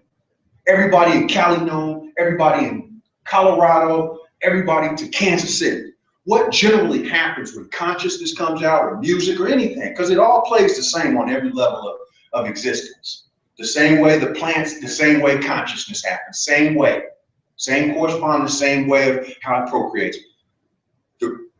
Say something happens in California, as it starts to get to Kansas City, it starts to dissipate. So when I go to New York and I holler at all my people, my friends in New York, I don't even know who he is. Or say I get some knowledge in New York and it starts coming, a great song comes out, it gets about to Kansas City and it starts to dissipate. until we start to stand up and be who we're supposed to be and lead that example, it's never going to resonate throughout the body. We are the chosen people because of our geographical location. Just do a bunch of crunches. It's going to affect every part of your body. Me and this brother, and I won't go into our history, but we've seen brothers with asymmetrical bodies. Big old 22-inch pythons, chest coming out, ankles and calves this big. Straight up. That is not symmetrical. When you press the core, everything is affected. It's on us, y'all. All right, everybody, let's get the cameras out. Let me, show you good side. Let's do it. I know here's mine right here. Yes, sir.